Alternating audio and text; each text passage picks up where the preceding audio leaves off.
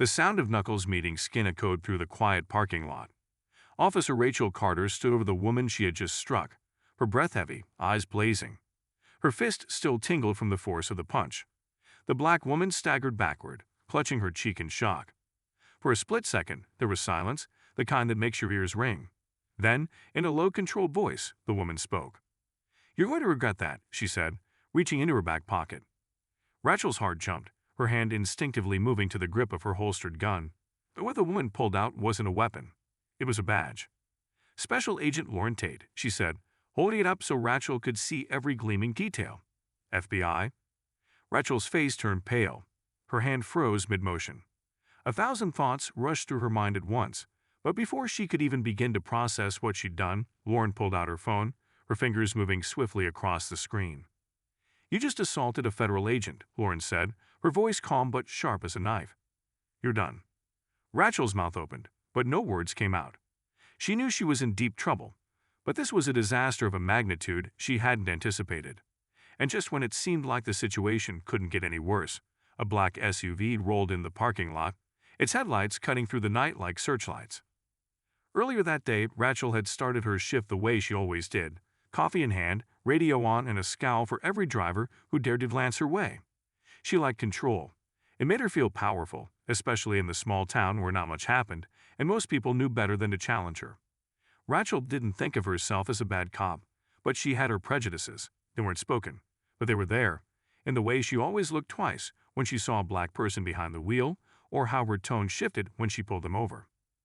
That afternoon, a call came in about a possible disturbance at a local grocery store. Someone had reportedly been acting suspiciously, which was code Rachel had come to associate with minorities. She sighed, grabbed her keys, and headed out. At the store, Rachel spotted her. A black woman in her early 30s, wearing a blazer and jeans, standing near the checkout with a basket of groceries.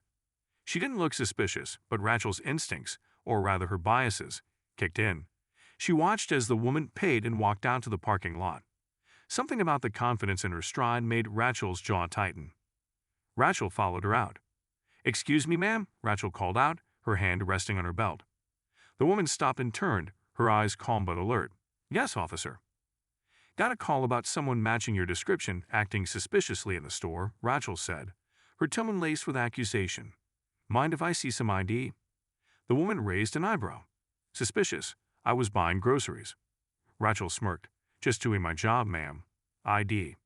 The woman sighed and reached for her wallet, pulling out her driver's license. Rachel snatched it from her hand, scrutinizing it like it might reveal some hidden crime. "Lauren Tate," Rachel read aloud. "Where are you headed after this, Miss Tate?" Lauren crossed her arms. "Home. Is that a problem?" Rachel didn't like her tone. It was too confident, too sure of herself. She glanced down at the bag of groceries at Lauren's feet, then back at her. "You always shop at this store." Lauren's eyes narrowed. "What's this really about, officer?" Rachel's jaw clenched. The woman's calmness felt like challenge, and Rachel didn't like to be challenged. "Step over here," Rachel ordered, pointing to the side of the parking lot. Lauren didn't move. "Am I being detained?" Rachel took a step closer. "Don't make this harder than it needs to be." Lauren hesitated, her eyes scanning Rachel's face, looking for something, reason, fairness, maybe even a shred of decency. But she saw none of that. With a sigh, she stepped aside, her hands raised slightly in a gesture of compliance. Rachel followed, her eyes cold and her stance rigid. "What are you even looking for?" Lauren asked, her voice steady but tinged with frustration. "You've seen my ID and you know I didn't do anything wrong." Rachel ignored the question, her eyes scanning Lauren's belongings like she was on the verge of finding something incriminating. But there was nothing. Just a woman who had the audacity to stand her ground. Then it happened. Lauren shifted her weight, probably out of impatience, and Rachel saw it as a threat. Without thinking, she lashed out, her fist connecting with Lauren's face before she even realized what she was doing. The shock on Lauren's face was immediate, but it was quickly replaced by something else, resolve. Rachel barely had time to process her own actions before Lauren pulled out her badge, her voice cutting through the stunned silence like a blade. And that's when the SUV arrived. The tires crunched over the gravel as it came to a stop. The doors swung open, and two men in suits stepped out, their expressions unreadable but their presence unmistakable. They were FBI, and they were here for Lauren. Rachel felt the ground shift beneath her. She wasn't just dealing with a federal agent now, she was about to be under their microscope. One of the agents approached Lauren, his eyes briefly flicking to her swollen cheek before landing on Rachel. "Agent Tate, are you okay?" "I'm fine," Lauren said, her eyes never leaving Rachel. "But she's got some explaining to do." The second agent, taller and broader than the first, turned to Rachel, his face a mask of professionalism. "Officer, we're going to need to have a word." Rachel swallowed hard, her mind racing. She knew the system. She'd used it to her advantage plenty of times, but this was different. She wasn't in control anymore, and she could feel the walls closing in. "Is there somewhere private we can talk?" the agent asked. Rachel nodded stiffly, her throat dry. She led them toward her patrol car, her mind spinning with possible excuses, explanations, anything that might get her out of this mess. But deep down, she knew there was no easy way out, not this time. Lauren stayed where she was, watching as the agents flanked Rachel, their low voices carrying over the parking lot as they began their questioning. She touched her cheek gently, wincing at the tenderness. This wasn't over, not by a long shot. In fact, it was just beginning. Rachel leaned against her patrol car, arms crossed tightly over her chest as the FBI agents peppered her with questions. Every word felt like a nail driving deeper into her career's coffin. "What led to the physical altercation?" asked the taller agent, his voice calm but firm. "I was conducting a lawful investigation," Rachel said, trying to sound authoritative. "She was being uncooperative. I thought she might pose a threat." The shorter agent exchanged a glance with his partner. "A threat? She's an FBI agent. She identified herself before or after you hit her." Rachel hesitated. "After," she admitted, her voice barely above a whisper. The taller agent nodded slowly. "You punched her in the face before you knew she was an agent." "Got it." His tone was neutral, but the weight of his words made Rachel's stomach churn. "Look," Rachel said, her voice tightening, it was a split-second decision. "I thought she was reaching for something. How was I supposed to know she was FBI?" "By not escalating without cause," the shorter agent shot back, his tone sharper now. "Did she do anything to justify you putting your hands on her?" Rachel's face flushed. "I've been on this job for 10 years. I know when someone's about to get violent." "Except she wasn't," the taller agent replied. "And now you're facing assault charges, potentially violating federal law by attacking a federal officer. That's not something you walk away from with a slap on the wrist." Rachel opened her mouth to argue but stopped when she saw Lauren approaching, flanked by a third FBI agent who had just arrived. This one was a woman, her expression as serious as the others. Lauren's cheek was visibly swollen now, a dark bruise forming beneath her eye. Rachel's heart sank. The physical evidence of her mistake was undeniable. "We'll take it from here," the female agent said to her colleagues. "Officer Carter, you're officially relieved of duty pending an internal investigation. We'll be forwarding this to your department." Rachel's throat tightened. "Relieved? You can't." "Oh, we can," the agent interrupted, her tone icy. "You assaulted a federal agent. This isn't a matter of departmental discretion anymore." Rachel stared at them, her mind racing. She wasn't just looking at a suspension. This could end her career. Worse, it could lead to criminal charges. Lauren stepped forward, her expression unreadable. "You think you're above the law," she said quietly. "You're about to find out how wrong you are." The words hit Rachel harder than the consequences she was facing. She had spent her career walking the line, believing she was untouchable as long as she wore the badge. But now, for the first time, she was on the other side of that line. Before Rachel could respond, the female agent pulled out a pair of handcuffs. "Officer Carter, you're under arrest for assaulting a federal officer." Rachel's eyes widened. "You're arresting me here?" "Here and now," the agent confirmed. "Turn around." Rachel hesitated, her pride warring with the inevitability of her situation. Slowly she turned and felt the cold metal snap around her wrists. The parking lot was quiet, but she knew word would spread fast. Cops didn't get arrested every day, and certainly not in their own jurisdiction. She could already picture her colleagues whispering behind her back, the looks of pity and judgment. As the agents led Rachel toward the black SUV, a few bystanders gathered at the edge of the lot, their phones out, recording. Rachel lowered her head, but she could still feel their eyes on her, the weight of their silent condemnation. Lauren watched as Rachel was placed in the SUV, her face impassive.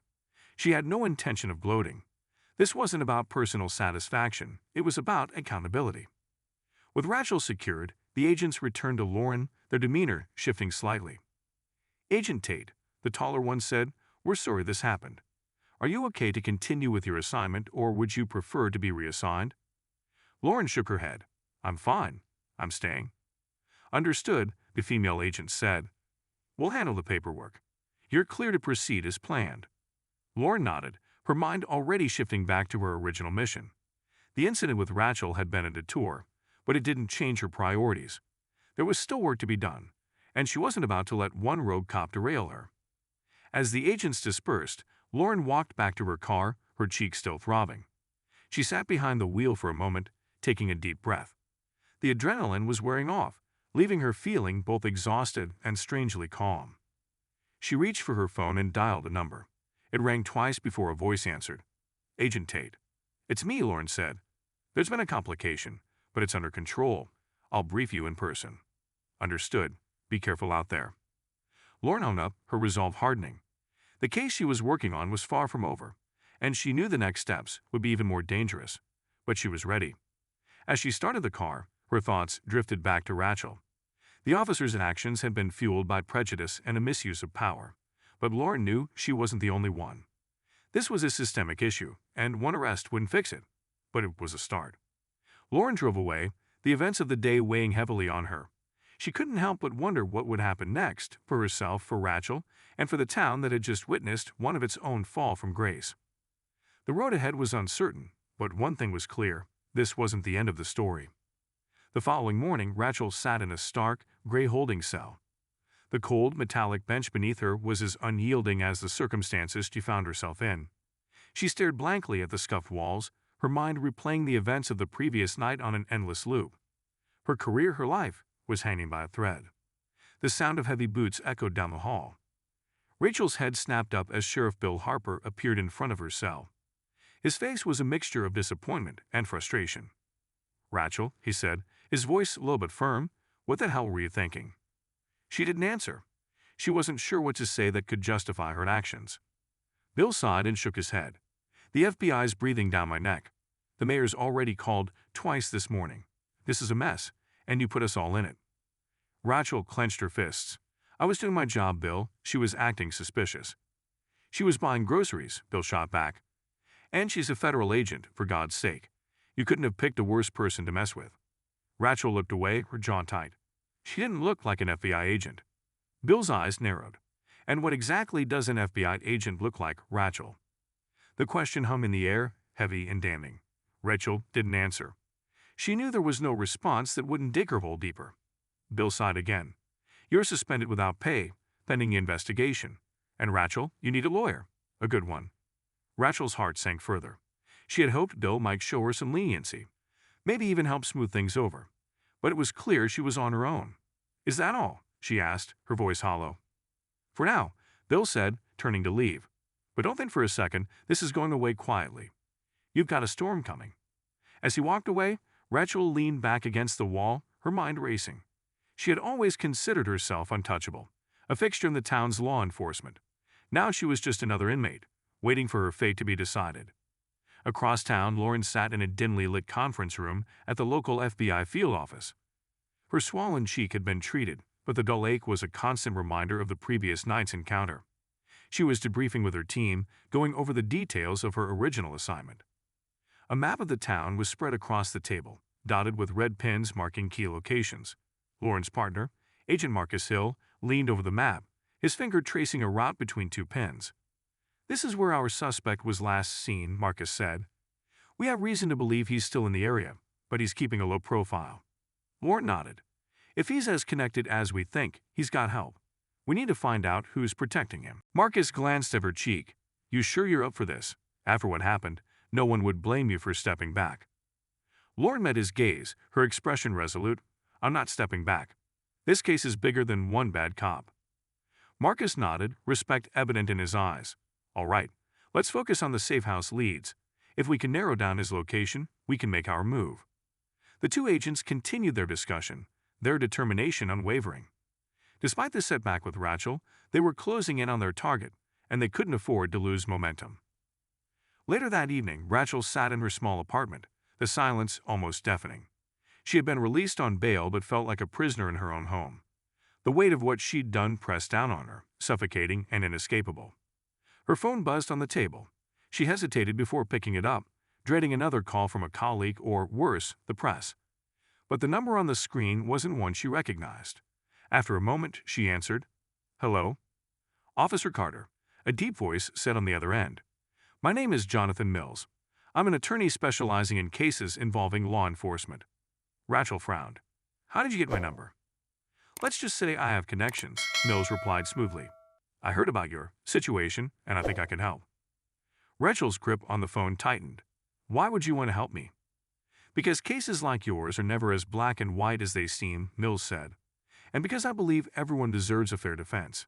Are you interested in meeting to discuss your options?" Rachel hesitated. She knew she needed a lawyer, but something about Mills' approach made her uneasy. Still, what choice did she have? "Fine," she said. "When, where?" "I'll send you the details," Mills said. "And Rachel, don't talk to anyone else about your case until we meet. Understood?" "Understood," Rachel said, ending the call. She set the phone down, her mind racing with questions. Who was Jonathan Mills, and why was he so eager to take her case?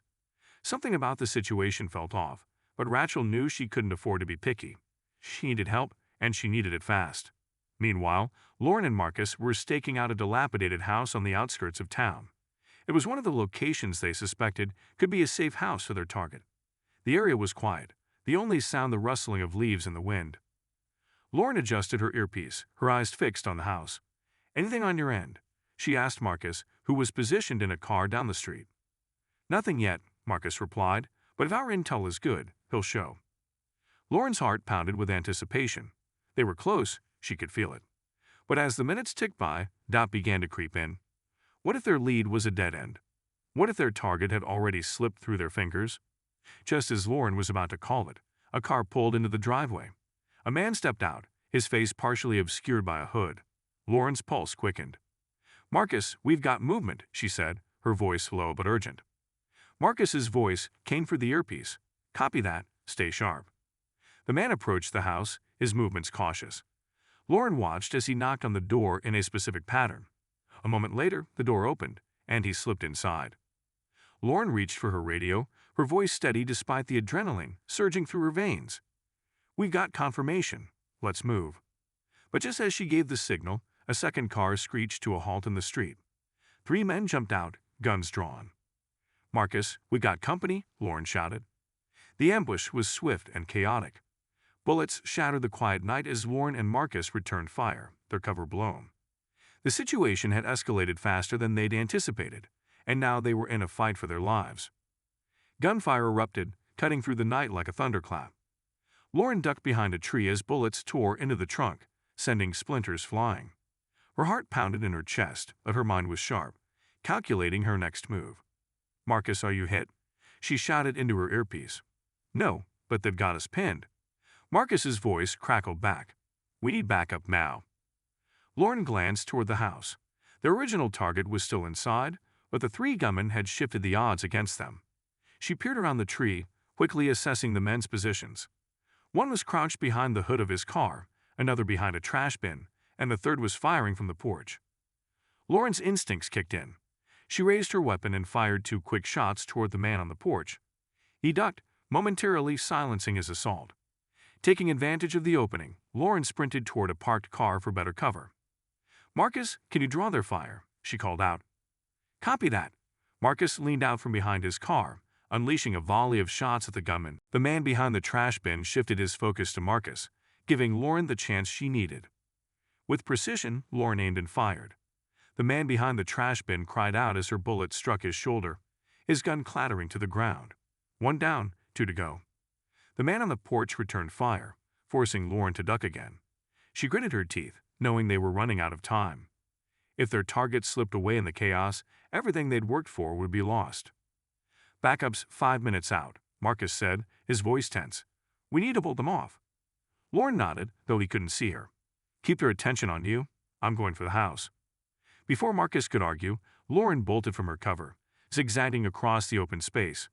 Gunfire erupted behind her, but she didn't slow down. Reaching the side of the house, she pressed herself against the wall, her breath coming in short bursts. Inside, she could hear movement, footsteps, hurried voices. Her target was trying to escape. "Marcus, I'm breaching," Lauren said into her earpiece. "Be careful, Lauren," Marcus replied, his voice tight with concern. Lauren drew a deep breath, steadied her weapon, and kicked the door open. It swung inward with a crash, and she moved quickly, clearing the small living room. The house was dimly lit, the air thick with the smell of sweat and fear. A figure darted through a doorway at the far end of the room. Lauren pursued, her footsteps pounding against the worn wooden floor. "FBI, stop!" she shouted. The man didn't stop. He bolted down a narrow hallway, knocking over a table in an attempt to slow her down. Lauren hurdled the obstacle, gaining ground with each step. As she rounded the corner, she saw him fumbling with a window latch. Desperate to escape, he ignored her commands to freeze. Lauren raised her weapon, aiming at his legs. "Don't make me shoot you," she warned. The man hesitated, his hands trembling on the window frame. Slowly, he turned to face her, his eyes wide with fear. He raised his hands, surrendering. "Smart choice," Lauren said, her voice firm. "Get on the ground. Now." The man complied, lying face down with his hands behind his head. Lauren quickly cuffed him, securing him before calling out to Marcus. "Target's in custody," she said, relief mixing with the lingering adrenaline. "What's your status?" There was a pause. Then Marcus's voice crackled through. "2 gunmen down, 1 fled. Backup just arrived." Lauren exhaled deeply. They'd taken heavy fire, but the mission was a success. For now. Back at the FBI field office, Lauren and Marcus debriefed their superiors. Their target, identified as Darius Lang, was a key figure in a human trafficking ring operating across state lines. His capture was a major victory, but the night's events left little room for celebration. "Lang isn't talking," Marcus said, frustration evident in his tone. "We need leverage." Lauren nodded. "We'll get it. He's scared, and scared people make mistakes. We just need to find the right pressure point." Their supervisor, Special Agent Paula Green, leaned forward, her expression serious. "You both did good work tonight, but this operation is far from over. Lang's just one piece of the puzzle. We need the whole network." "We'll get them," Lauren said confidently. "This isn't over." Green nodded, then turned her attention to Lauren. "How's the face?" Lauren touched her cheek, wincing slightly. "I'll live." Green's lips pressed into a thin line. "Good, because this case just got even more complicated." Lauren frowned. "What do you mean?" "We've received intel suggesting that someone within law enforcement may be aiding the trafficking ring," Green said. "It's possible Lang had help from a local source." Lauren exchanged a glance with Marcus. The implications were chilling. "Do we have any suspects?" Marcus asked. Green shook her head. "Not yet, but if there's a dirty cop in our midst, we'll find them." Lauren's mind raced. The idea of someone in uniform betraying their duty was infuriating. She thought back to Rachel Carter. Could it be her? The timing of their encounter was suspicious, but there was no concrete evidence linking her to the trafficking ring. "I'll dig into it," Lauren said. "If there's a mole, we'll root them out." Green nodded. "Good. Stay sharp, both of you. This case is far from over." As the meeting ended, Lauren couldn't shake the feeling that things were about to get even more dangerous. The pieces were falling into place, but the full picture remained elusive. And someone out there was willing to kill to keep it that way. Meanwhile, in a dimly lit motel room on the outskirts of town, the remaining gunman paced nervously. He pulled out his phone and dialed a number, his hands shaking. "It's me," he said when the call connected. "We got a problem. Lang's been caught." The voice on the other end was calm, almost chillingly so. "And the others? Dead or arrested. I barely got out." There was a long pause. "Then we proceed as planned. Eliminate any loose ends." The gunman swallowed hard. "Understood." As he ended the call, he knew what had to be done. The stakes were higher than ever, and failure was not an option. His next move would send shockwaves through the investigation, and he was ready to do whatever it took to protect the operation, even if it meant silencing those who stood in his way. Lauren sat in her apartment later that night, her mind racing with everything that had happened. Just as she began to relax, her phone buzzed. She picked it up, expecting a routine update, but the message on the screen made her blood run cold. "You're in over your head. Back off or you'll regret it." Lauren stared at the message, her fingers tightening around the phone. The words were clear, their threat unmistakable. She felt a chill run down her spine, but her resolve hardened. Whoever had sent the message clearly didn't know her well. Backing off wasn't an option. She quickly saved the number and forwarded the message to Marcus, adding a note, "We got a problem." A few minutes later, her phone buzzed. It was Marcus. "Got your message," he said without preamble. "We need to trace that number." I already forwarded it to tech, Lauren replied. They'll get back to us, but we both know whoever sent this isn't using their personal cell. Marcus sighed. Yeah, probably a burner. Still, it's worth a shot. You okay?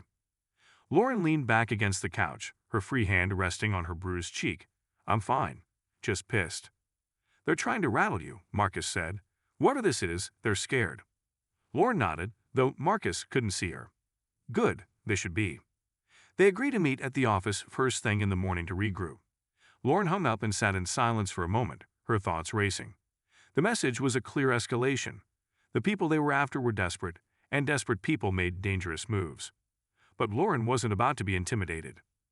The next morning, Lauren arrived at the field office early, her coffee still steaming, as she walked into the operations room.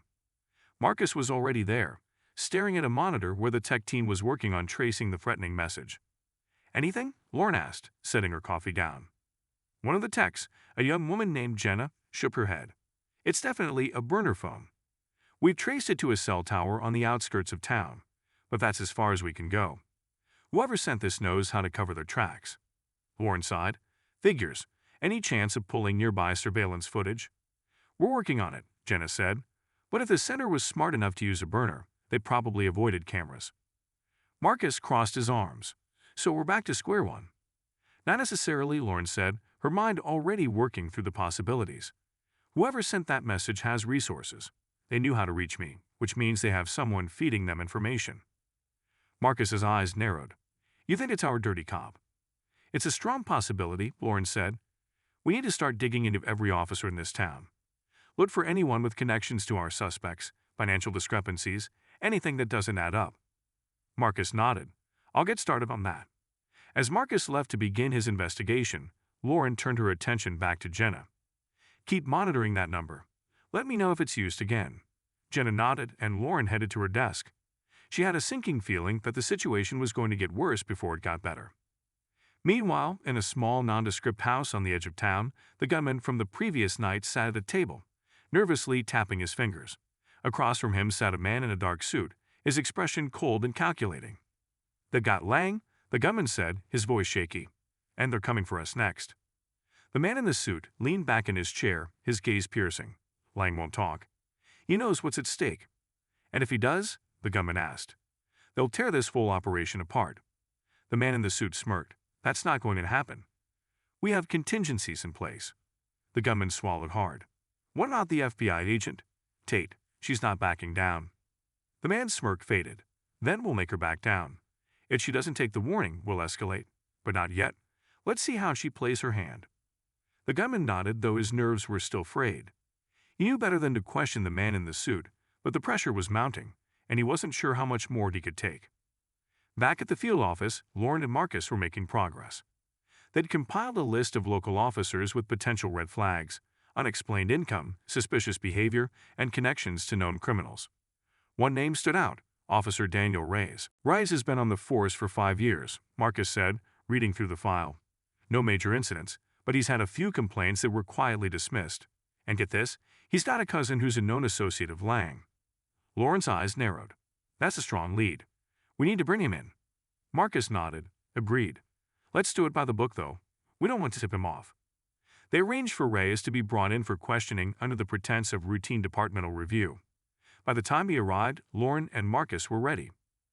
Reyes was a wiry man in his late 30s, his face marked by a permanent scowl. He sat across from Lauren and Marcus in the interrogation room, his arms crossed defiantly. What's this about? Reyes asked, his tone defensive. Lauren leaned forward, her expression calm but firm. We're conducting an investigation into potential corruption within the department. Your name came up. Reyes scoffed. Corruption? You've got the wrong guy. We'll see about that, Marcus said, sliding a file across the table. You got a cousin, Emilio Reyes, who's been linked to Darius Lang. Care to explain? Reyes' eyes flickered with recognition, but he quickly masked it. I haven't talked to Emilio in years. We're not close. Lauren studied him carefully. We've also noticed some irregularities in your financial records. Large deposits that don't match your salary. Care to explain those? Reyes shifted in his seat, his composure slipping. I don't know what you're talking about. Lauren and Marcus exchanged a glance. They had him cornered, but they needed him to crack. Before they could press further, Lauren's phone buzzed. She glanced at the screen and felt her stomach drop. Another message. "You're playing a dangerous game, Agent Tate. Time's running out." Lauren looked up, her mind racing. Whoever was behind this was watching their every move. Lauren slipped her phone into her pocket, her mind working at a rapid pace. The new message was a clear escalation, and it confirmed what she had suspected. Whoever was behind this had eyes on the investigation. She focused back on Reyes, who was visibly sweating now. His attempt at nonchalance was faltering under the weight of the evidence and the intense scrutiny of Lauren and Marcus. "Let's make this simple, Officer Reyes," Lauren said, her tone sharper now. "We've got a mountain of circumstantial evidence linking you to Lang's operation. If you cooperate, things might go easier for you. But if you keep stonewalling, you'll go down with the rest of them." Reyes swallowed hard, his eyes darting between Lauren and Marcus. He could see they weren't bluffing. His mind raced as he considered his options. "I want a lawyer," he said finally, his voice barely above a whisper. Marcus sighed, leaning back in his chair. "Of course you do." Lauren stood, her eyes never leaving Reyes. "You'll get your lawyer. But you should think long and hard about what kind of deal you're willing to make. Because once we've got what we need, the window for cooperation closes." As they left the interrogation room, Marcus turned to Lauren. "You think he'll talk?" "He's scared," Lauren said. "That's good. Fear makes people desperate. You might not crack today, but he's feeling the heat." Marcus nodded. "And what about that message you got? Whoever sent it clearly knows we're getting close." Lauren's jaw tightened. "We'll deal with them. But first, we need to figure out how they're tracking us." Later that day, Lauren and Marcus met with Jenna in the tech room. She was reviewing surveillance footage from the cell tower area, where the burner phone had last been used. "I've got something," Jenna said, her fingers flying across the keyboard. She pulled up a grainy video showing a figure in a hoodie using a payphone. The timestamp matched the time the threatening messages were sent. "Classic move," Marcus muttered. "Use a burner, then dump it right after sending the message." Jenna nodded. "Exactly. But the problem is they were careful. They kept their face hidden and didn't stay long. This was a quick in-and-out operation." Lauren frowned, leaning closer to the screen. "Can we enhance the image? Maybe catch a detail they missed?" "I've already tried," Jenna said. "The resolution's too low for a clear facial ID. But there's something else." She zoomed in on the figure's hand as they reached for the payphone. "See this ring? It's distinctive. Could be a lead if we can find someone who recognizes it." Lauren nodded, her eyes narrowing. "Good work, Jenna. Keep digging. Anything you can find on this person might help us connect the dots." As they left the tech room, Marcus turned to Lauren. "A ring isn't much, but it's a start." "It's more than we had," Lauren said, "and we'll make it work." Meanwhile, in a dimly lit garage on the outskirts of town, the man in the hoodie sat at a workbench, disassembling the burner phone. His ring, a silver band engraved with a serpent, gleamed under the fluorescent light. The door creaked open, and the man in the dark suit entered. His expression was cold, his eyes sharp. "Did you deliver the message?" the man in the suit asked. The man in the hoodie nodded. "She got it, but she's not backing down." The man in the suit smirked. "She's stubborn, but everyone has their breaking point. We'll just have to push harder." The man in the hoodie hesitated. "What if she figures out who we are?" "She won't," the man in the suit said confidently. "By the time she gets close, it'll be too late." The man in the hoodie nodded, though he didn't share the same certainty. The FBI agents were relentless, and the net was tightening around them, but he knew better than to voice his doubts. "We have another problem," the man in the suit continued. "Lang's in custody, and he knows too much. If he flips, we're done." The man in the hoodie frowned. "You want me to take care of him?" The man in the suit shook his head. "Not yet. We'll see if the FBI can keep him safe. If they can't, well, accidents happen." The two men exchanged a cold glance, understanding the stakes. Their operation was on the brink, and any misstep could bring it crashing down. That night, as Lauren sat at her kitchen table reviewing case files, her phone buzzed again. This time, it was Marcus. "Lauren, we've got a problem," he said, his voice tense. "What is it?" she asked, immediately alert. "Lang was attacked in custody," Marcus said. "He's alive, but barely." Lauren's blood ran cold. How the hell did that happen? He was supposed to be in a secure facility. "Apparently someone on the inside got to him," Marcus said. "They're still piecing it together, but it's clear our mole is more connected than we thought." Lauren's mind raced. This was a direct hit against their investigation, a calculated move to silence their key witness. "Is he stable?" she asked. "For now," Marcus replied. "But if they try again, we might not get so lucky." Lauren's grip tightened on the phone. "We need to lock down that facility. Nobody gets in or out without clearance." "Already in motion," Marcus said. "But Lauren, whoever's behind this isn't going to stop. They're making their move." Lauren's eyes hardened. "Then we'll make ours." As she ended the call, Lauren knew the game had changed. The enemy was escalating, and the stakes were higher than ever. But so was her determination to bring them down. The hospital room was quiet except for the steady beep of the heart monitor.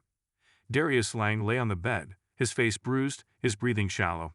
A uniformed officer stood outside the door, his eyes scanning the hallway for any sign of trouble.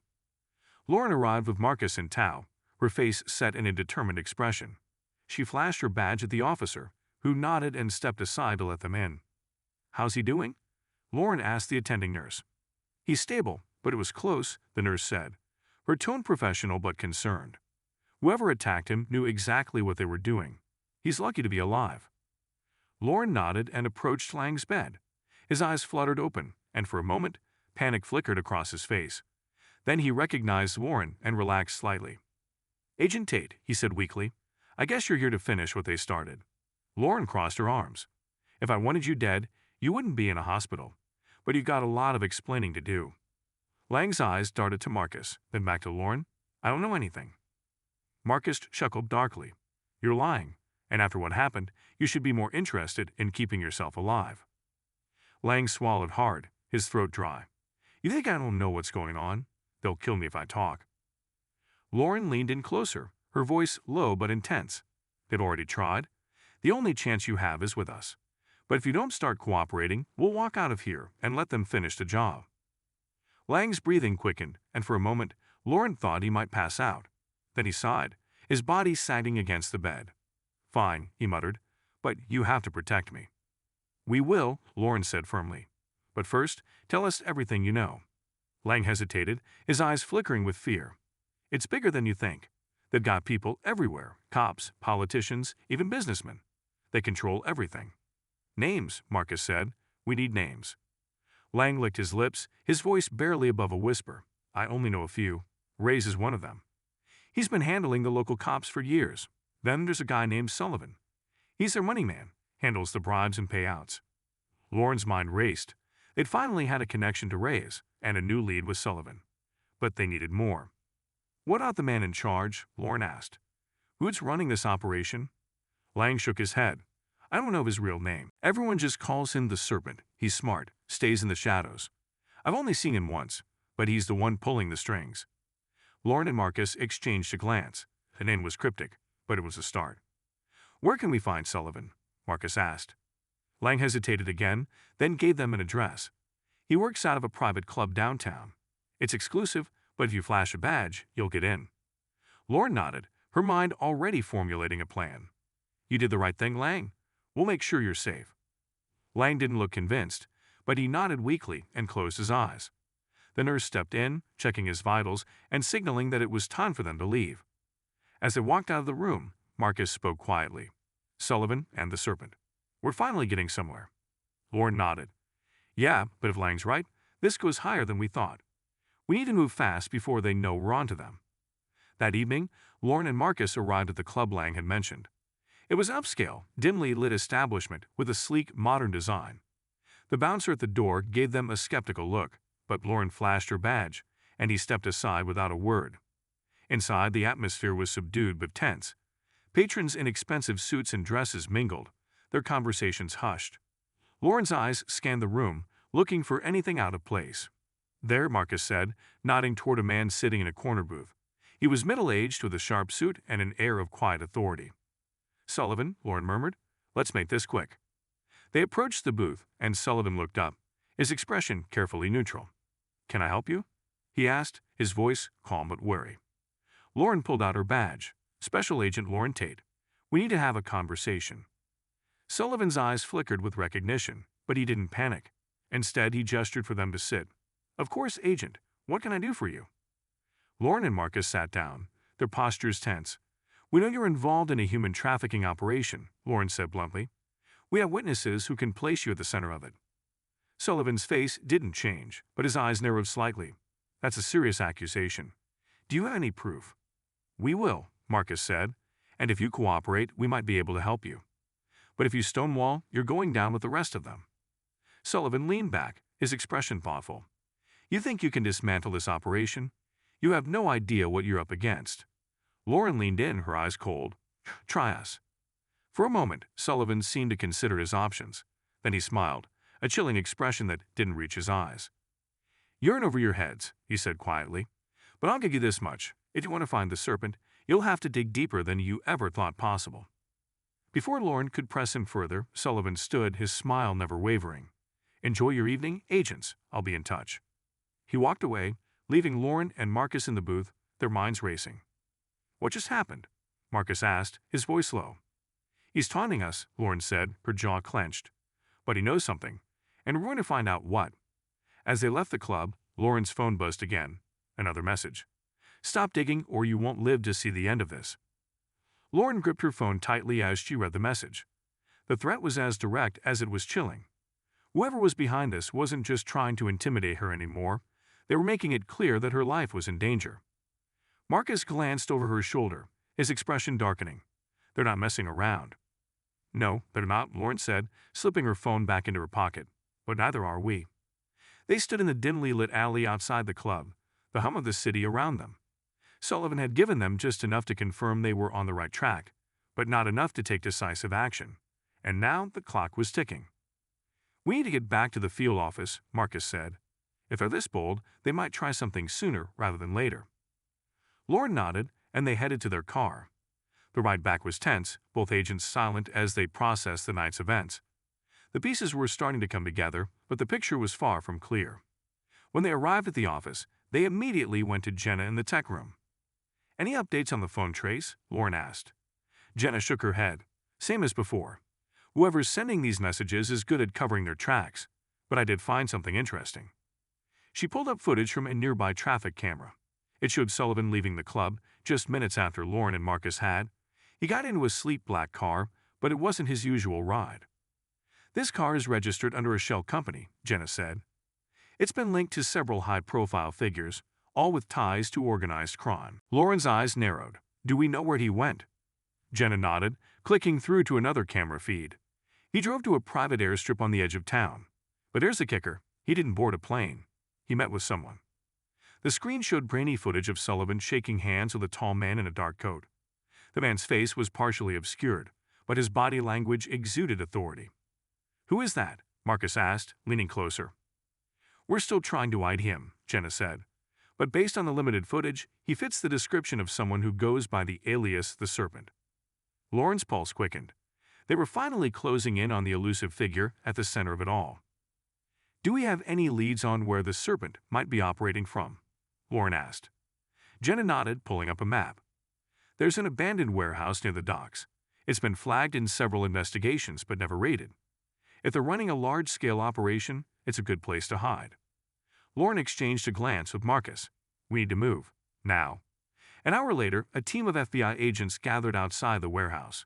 The area was dark and quiet, the sound of waves lapping against the dock adding to the tense atmosphere. Lauren stood near the front, her weapon holstered but ready.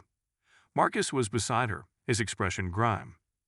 We go in fast and quiet, Lauren said, addressing the team. Our primary objective is to secure the location and gather evidence.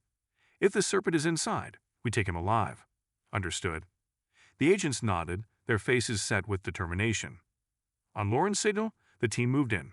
They breached the warehouse doors, their weapons drawn, sweeping through the darkened space. The air inside was stale, the faint smell of oil and decay lingering. Clear, one agent called out as they moved through the first section of the building. They advanced deeper into the warehouse, their flashlights cutting through the darkness. It wasn't long before they found signs of recent activity. Crates stacked against the walls, some marked with symbols they recognized from previous busts. Lauren's heart pounded as they approached a large metal door at the back of the warehouse. She motioned for the team to stop, then signaled for Marcus to cover her. She pushed the door open, revealing a small office space. Inside, a table was covered with papers, maps, and a laptop still running. But the room was empty. He's gone, Marcus muttered, frustration evident in his voice. Lauren stepped inside, scanning the room. Maybe, but he left in a hurry. Let's see what he left behind. They began searching through the documents, looking for anything that might provide a clue. It wasn't long before Lauren found something, a list of names, some crossed out, others highlighted. This is it, she said, holding up the paper. These are the players in their operation. Marcus glanced over her shoulder, his eyes narrowing. And look at this. Sullivan's name is on here, but it's crossed out. Lauren's mind raced. He's been cut loose. That's why he was so cooperative tonight. He knew he was expendable. Another agent called out from the far side of the room. We've got a flash drive here. Lauren took the drive and handed it to Jenna, who had joined them for the raid. See what you can pull off this. It might give us more on the serpent. As Jenna got to work, Marcus tapped Lauren on the shoulder. We got movement outside. They rushed to the front of the warehouse, where the agents had detained a man trying to flee. He was tall, with a snake tattoo visible on his neck. Is this him? Marcus asked. The man glared at them, but said nothing. Lauren stepped closer, her voice calm but firm. We know who you are. You're not going anywhere. The man's lips curled into a smirk. You think you've won, Agent Tate? You're just scratching the surface. Lauren's eyes narrowed. Then, let's see how deep this goes. As the man was cuffed and led away, Lauren couldn't shake the feeling that they were still missing a crucial piece of the puzzle. And if the serpent had already slithered out of their grasp, he wouldn't stay hidden for long. But she would be ready. The interrogation room was stark and cold, a single overhead light casting a harsh glow on the snake-tattooed man. He sat with his hands cuffed to the table, his posture relaxed, his smirk intact. Across from him, Lauren and Marcus sat in silence, letting the weight of the situation settle. The man finally broke the silence. You can stare all you want, agents. You've got nothing on me. Lauren leaned forward, her expression calm but intense. You're connected to one of the largest human trafficking rings we've seen in years. We've got your associates, your safe houses, and now we have you. The man chuckled. You think locking me up changes anything? This operation is bigger than you can imagine. Lauren didn't flinch. We'll see about that. Let's start with your name. The man tilted his head, his smirk widening. Call me whatever you want. My friends do. Marcus leaned in, his voice low and deliberate. How about we call you by your prison ID number? Because that's where you're heading. The man shrugged. You're wasting your time. Lauren pulled out the list of names they'd found at the warehouse and slid it across the table. Recognize these? The man's eyes flickered, but his smirk didn't falter. Looks like a grocery list to me. Lauren tapped one of the highlighted names, Sullivan. Your former associate. He's already cooperating. How long do you think it'll take for him to spill everything about you? The man's smirk finally faded, replaced by a flicker of irritation. Sullivan's a coward. He doesn't know half of what's going on. Maybe, Marcus said, but he knows enough to put you away for life. The man leaned back, his eyes narrowing. You don't get it, do you? Taking me down won't stop anything. The serpent will just find someone else. Lauren's expression remained steady. Then tell us where to find him. The man's lips pressed into a thin line. He was calculating, weighing his options. But before he could speak, there was a knock at the door. Jen entered, holding a laptop. Sorry to interrupt, she said, her voice urgent. We pulled some files off that flash drive. You're going to want to see this. Lauren and Marcus exchanged a glance, then followed Jenna out of the room, leaving the snake-tattooed man alone. In the operations room, Jenna set the laptop on the table and pulled up a series of files. The screen filled with spreadsheets, financial records, and communications logs. This drive is a goldmine, Jenna said. It details every transaction, every deal, and every payoff they'd made over the past year. But that's not all. She clicked on a folder labeled Correspondence and opened a series of emails. The sender's address was encrypted, but the signature at the bottom of each email was unmistakable, the serpent. Lauren's eyes narrowed as she scanned the emails. They were filled with orders, instructions, and veiled threats. But one email in particular caught her attention. It was addressed to a high-ranking official in the city government. They've got someone in City Hall, Lauren said, her voice cold. This operation isn't just about trafficking. They're controlling local politics. Marcus crossed his arms, his expression grim. This explains how they've been able to operate so freely. They've got people in power protecting them. Jenna nodded. And there's more. Based on these records, there's a major shipment coming in tonight at the docks. If we move quickly, we can intercept it. Lauren straightened, her mind already racing.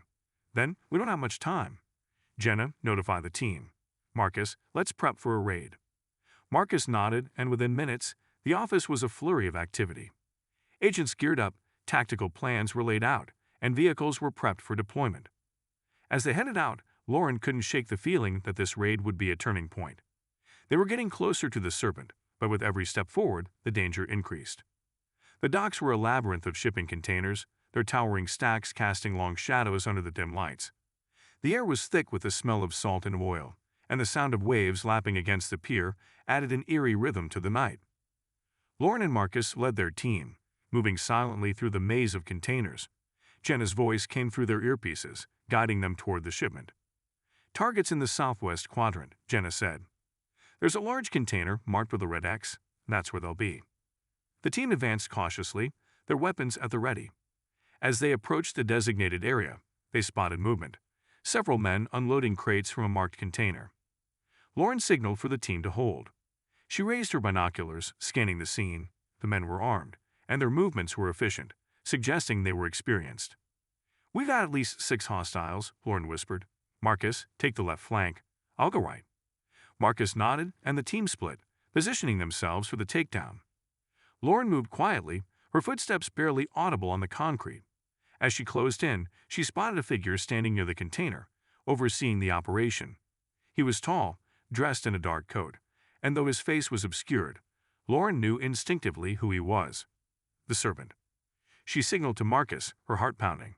This was their chance. On Lauren's signal, the team moved in.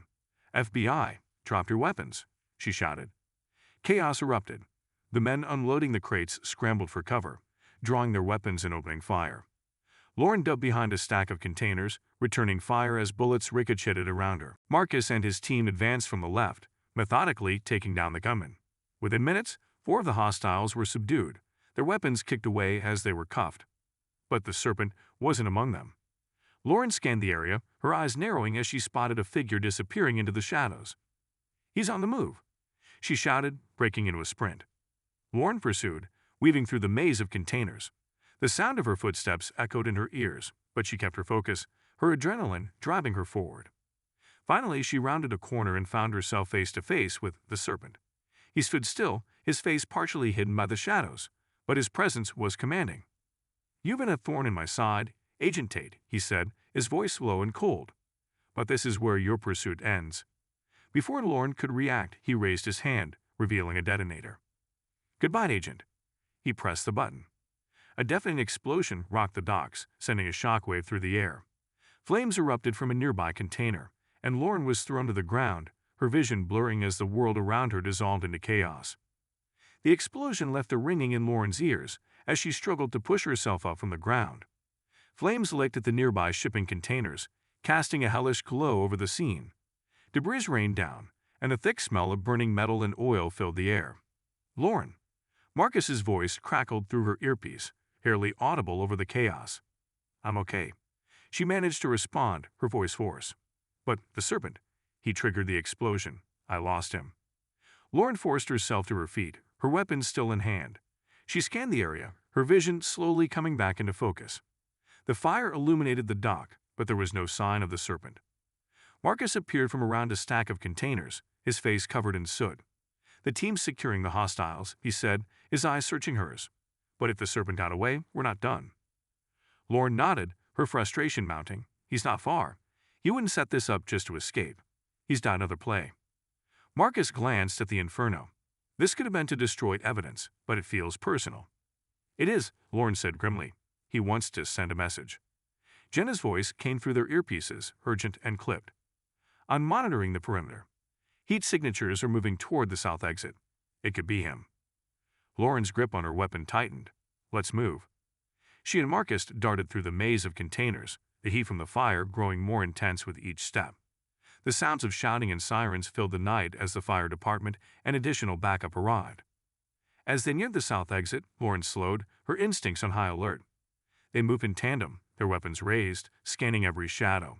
Then they heard it, the sound of footsteps crunching on gravel just ahead. Lauren motioned for Marcus to flank left as she advanced.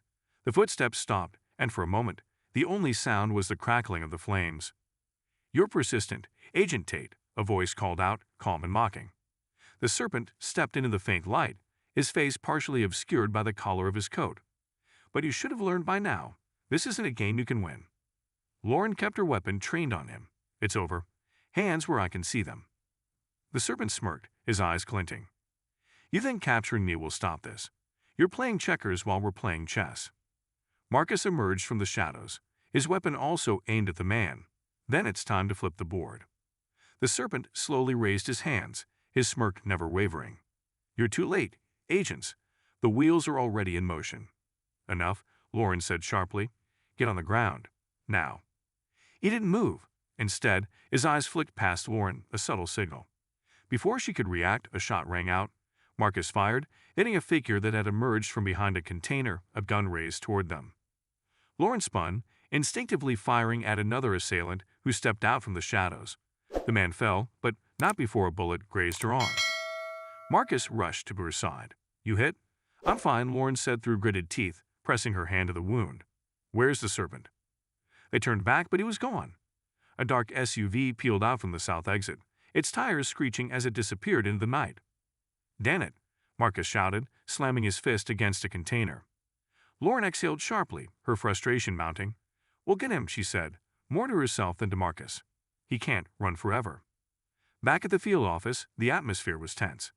The raid had yielded significant arrests, and the evidence from the warehouse would cripple the trafficking operation. But the escape of the serpent loomed over their victory. Lauren sat in the briefing room, her arm freshly bandaged. Marcus entered, carrying 2 cups of coffee. He set one in front of her and took a seat. We've had teams tracking the SUV, he said, and Jen is analyzing the data from the flash drive. We'll find him. Lauren nodded, though her jaw was tight. We were so close. He was right there. Marcus sighed. We made progress. Taking down his network was a major blow. He's on the run now, which means he's vulnerable. Lauren leaned back in her chair, her mind racing. He's not just running. He's regrouping. He made it clear tonight. This isn't over. Jen entered the room, a tablet in hand. I've got something, she said, her tone urgent. She set the tablet on the table, showing a series of encrypted messages from the flash drive. These messages were sent in the last 24 hours, Jenna explained. They reference a contingency plan. It's vague, but one message stands out. She tapped the screen, and the message appeared. Phase 2 commences tomorrow. Ensure all assets are in place. Lauren's eyes narrowed. Phase 2. Jenna nodded. Based on the timing and context, it's likely their next major operation. We don't have all the details yet, but whatever it is, it's happening soon. Marcus leaned forward. Do we have a location? Not yet, Jenna said, but I'm cross-referencing their known assets and recent activity. If I had to guess, it's something big. Lauren's mind raced. They were running out of time. Keep digging, Jenna. We need to stop this before it starts. Jenna nodded and left the room, leaving Lauren and Marcus to ponder their next move. We need to anticipate their next step, Marcus said. If Phase 2 is their endgame, we got to be ready for anything. Lauren nodded, her resolve hardening. They've escalated and so will we. No more running, no more waiting. We take the fight to them. Elsewhere, in a remote safe house, the serpent sat at a long table surrounded by his most trusted lieutenants. Maps and documents were spread out before them, detailing their next move. We've suffered a setback, he said, his voice calm but commanding. But setbacks are temporary. Phase 2 begins tomorrow. By the time the FBI realizes what's happening, it'll be too late. One of the lieutenants spoke up. And what about Agent Tate? The serpent's lips curled into a faint smile. She's tenacious, I'll give her that. But she's a pawn in a much larger game, and pawns are expendable. He stood, his eyes cold. By the time this is over, the FBI will be too busy picking up the pieces to stop us. The room fell silent, the weight of his words hanging heavy in the air. Tomorrow the game would change again, and the stakes would be higher than ever. The field office was a hive of activity as Lauren and Marcus prepared for what they knew would be a pivotal day. The message about Phase 2 loomed large in their minds, and every second felt like a countdown to disaster. Jenna burst into the operations room, her face pale but determined. I've got a location, she announced, holding up her tablet. Lauren and Marcus hurried over as she pulled up a map. Based on the flash drive data and recent surveillance, they're targeting a logistics hub in the industrial district. It's a perfect cover, tons of truck traffic, minimal security, and easy access to major highways. Lauren studied the map. What's the objective? Are they moving product? Not this time, Jenna said grimly. Based on the volume of encrypted communications, I think it's more than that. They're planning something big, an attack, maybe a diversion to cover another operation. Marcus crossed his arms. If they hit that hub, the fallout could cripple supply chains for weeks. And if it's a diversion? Lauren nodded, her face hard. We need to act now. Jenna, notify SWAT. Marcus, get the team ready. We're taking them down. Within minutes, a convoy of black SUVs and tactical vehicles roared out of the field office, heading toward the industrial district. Lauren sat in the lead SUV, her mind racing through the possibilities. The Serpent was cornered, but that made it more dangerous than ever.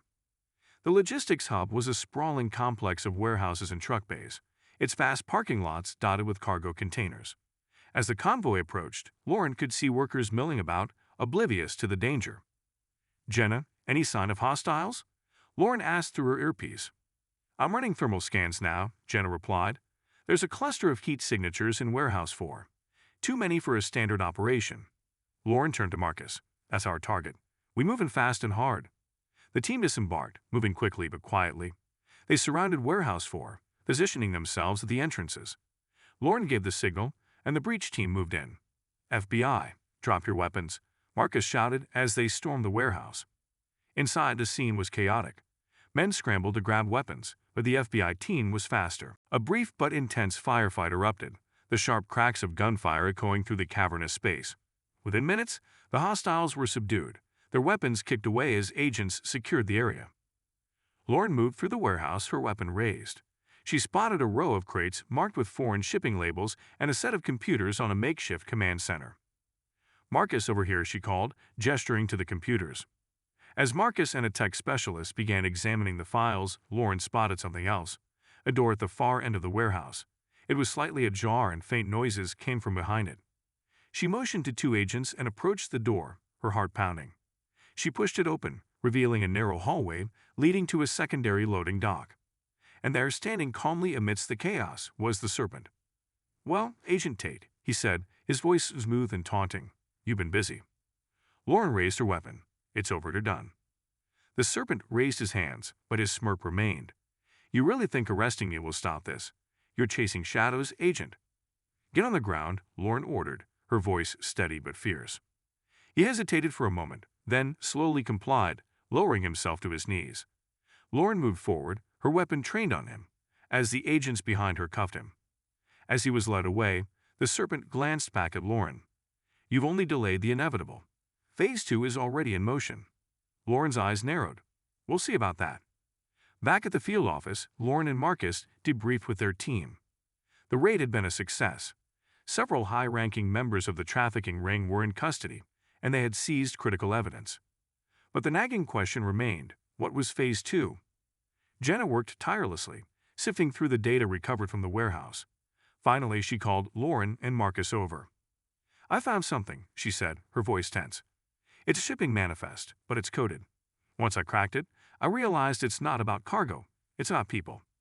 Lauren's stomach sank. They're moving their victims. Jenna nodded. And they've got a convoy scheduled to leave tonight. If we don't intercept it. Marcus finished her sentence, his face grim. They'll vanish. Lauren's resolve hardened. Where's the convoy headed? Jenna pulled up a map. Based on the manifest, they're using back roads to avoid detection. They're heading to a private airstrip about 50 miles out. Lauren nodded. We're not letting them get away. Marcus, rally the team. We move now. The convoy sped down a desolate stretch of road, its trucks blending into the night. Inside the lead truck, a driver and his armed passenger remained alert, their eyes scanning for any sign of trouble. But trouble was coming. Lauren and Marcus led a tactical unit in pursuit, their vehicles moving swiftly but silently. As they closed in, Lauren gave the signal. Engage, she said, her voice steady. The FBI vehicles surged forward, lights flashing. The convoy tried to accelerate, but the lead truck was forced to stop as tactical SUVs blocked its path. Agents swarmed the convoy, weapons drawn. FBI, step out of the vehicles, Marcus shouted. The drivers and armed guards hesitated, but they were quickly overwhelmed. The agents moved efficiently, securing the trucks and rescuing the terrified victims inside. Lauren approached the lead truck, her weapons still drawn. She pulled open the passenger door, yanking out the armed man who had been riding shotgun. "Who's in charge here?" she demanded. The man glared at her, but said nothing. Marcus joined her, his voice sharp. "You think staying silent will protect you? You're facing federal charges. Talk now, and it might help your case." The man's defiance wavered, and he finally muttered, "You got him already. The serpent. But it won't stop. Someone else will take his place." Lauren's jaw tightened. Not if we dismantle every piece of this operation. As the agents secured the scene and tended to the rescued victims, Lauren allowed herself a brief moment of relief. They had stopped the convoy, saved lives, and dealt a critical blow to the trafficking ring. But she knew it wasn't over. Not yet. The rescue operation was a success, but the weight of the mission lingered heavily as Lauren and Marcus drove back to the field office. The victims had been transported to a secure facility for care and debriefing, and the arrested traffickers were en route to federal detention. Yet, Lauren couldn't shake the sense of unfinished business. The serpent was in custody, but his words echoed in her mind. "Someone else will take my place." Back at the office, the team gathered in the briefing room. Jenna was already pulling up data on the big screen, her expression a mixture of exhaustion and determination. "We've made significant progress," Jenna began, addressing the group. "The arrests tonight dismantled a major part of their operation, but there's still more to uncover." Lauren stood by the table, her gaze sharp. "We need to ensure this network doesn't rebuild. The serpent is just the face of a larger machine. What did we get from his communications?" Jenna clicked through several files. "We've decrypted more of the emails. It looks like Phase 2 wasn't just about moving victims. It was about securing new alliances. Financial backers, politicians, and even international contacts. They were expanding." Marcus leaned forward. "So, even with their infrastructure crippled, they got the means to bounce back." Lauren nodded grimly. "Which means we stay on the offensive. What about their financials? Follow the money." Jenna pulled up a series of bank records. "We traced several shell companies funneling money into offshore accounts. But here's the interesting part. One of the accounts is linked to a high-profile local figure." She tapped the screen, and a name appeared. Mayor Thomas Whitaker. A stunned silence filled the room. The mayor had publicly condemned trafficking and even worked with law enforcement on community initiatives. If he was involved, it was a devastating betrayal. Marcus shook his head. "The mayor? This could go all the way to the top." Lauren's jaw clenched. "If he's funding this operation, he's a key player, and he'll know we're coming." Jenna nodded. "He's got connections, but we got evidence. We'll need to move carefully. This won't be an easy takedown." Lauren looked around the room, her voice steady. "We've come this far. We're not stopping now. Let's put the mayor under surveillance. If he's involved, we'll catch him in the act." Over the next few days, the FBI set up a covert operation to monitor Mayor Whitaker. His movements, communications, and financial transactions were scrutinized. The evidence mounted: meetings with known associates of the serpent, untraceable cash withdrawals, and encrypted messages. One night, Whitaker was observed leaving his office and driving to a secluded estate outside the city. Lauren and Marcus followed, staying a safe distance behind. "Jenna, we're on site," Lauren whispered into her comms. "What do you see?" Jenna's voice crackled in their earpieces. "Thermal scans show multiple heat signatures inside. Looks like a high-level meeting." Lauren's grip on her weapon tightened. "This is it. We move in on my signal." The tactical team moved into position, surrounding the estate. Lauren and Marcus led the entry team, reaching the front door with precision. "FBI. Hands where we can see them," Marcus shouted as they stormed the main hall. The room erupted into chaos. Several men in suits scrambled, some reaching for weapons, but they were quickly subdued. Mayor Whitaker stood at the center, his face a mixture of shock and defiance.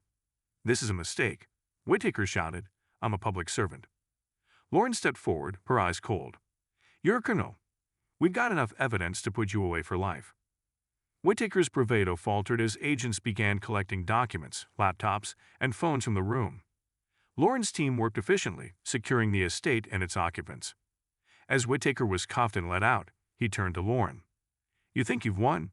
You have no idea what you're up against." Lauren's expression didn't waver. "We'll see." Back at the field office, the atmosphere was charged. The arrest of Mayor Whitaker was a seismic event, sending shockwaves through the community and the broader network of criminals. Jenna updated the team. "With Whitaker's arrest, we've frozen several key accounts and seized critical communications. This operation is crippled." Marcus crossed his arms. But not dead. Lauren nodded. No, but we've cut off its head, and we'll keep cutting until there's nothing left. As the team debriefed, Lauren felt a sense of accomplishment tempered by the knowledge that the fight wasn't over. The victims they had saved, the lives they had impacted, it was all worth it.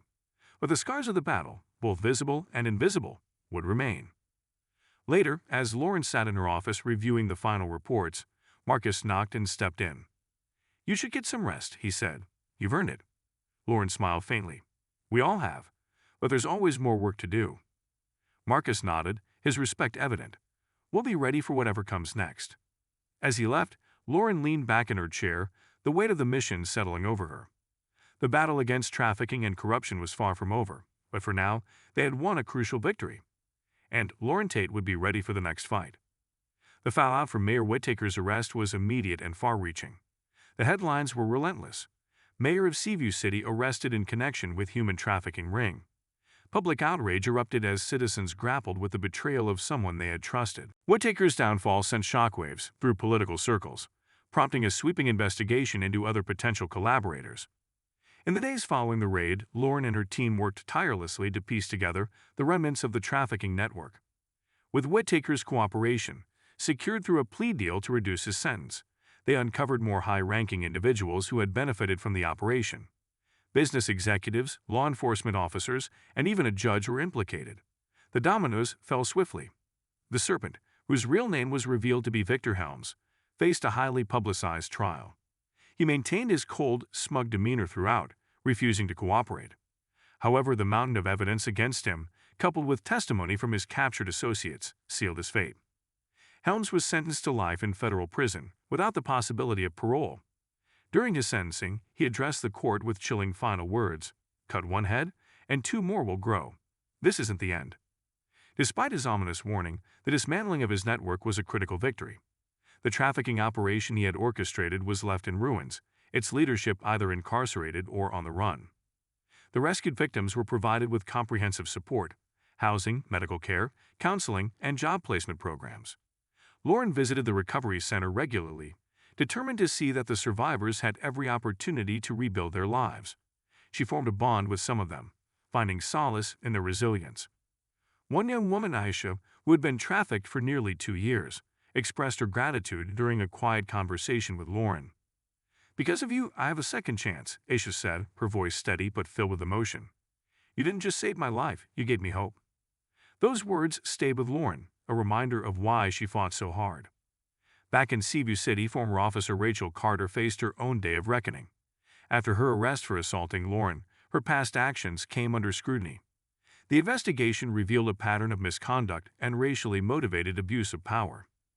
Rachel resigned in disgrace before she could be fired, but she wasn't off the hook. She faced criminal charges for her assault on Lauren and civil suits from individuals who had been victims of her misconduct. Her reputation was destroyed, and she became a cautionary tale of unchecked authority. With the trafficking ring dismantled and major players behind bars, Lauren and Marcus found themselves at a crossroads. Their success had caught the attention of the FBI's Human Trafficking Task Force, and both were offered leadership roles in a new national initiative aimed at combating organized trafficking networks. Lauren accepted without hesitation. The fight wasn't over, and she was determined to bring justice to as many victims as possible. Marcus joined her, their partnership stronger than ever. As they packed up their desks at the Seaview City field office, Marcus turned to Lauren with a rare smile. "Ready for round 2? Lauren nodded. "Always." Months later, as Lauren sat in her new office in Washington, D.C., she reflected on how far they had come. The case that started with a punch in a grocery store parking lot had uncovered a sprawling criminal enterprise. It had exposed corruption, saved lives, and brought powerful figures to justice. Yet Lauren knew there were more networks out there, more victims waiting to be saved. The battle against human trafficking was a long and arduous one, but she was ready to face it head-on. She looked out the window at the bustling city below, her resolve unshaken. The scars from the fight remained, but they were a testament to the lives she had fought to protect. Lauren Tate had made a promise to herself, to the survivors, and to every future victim. She would never stop fighting for justice, and she intended to keep that promise.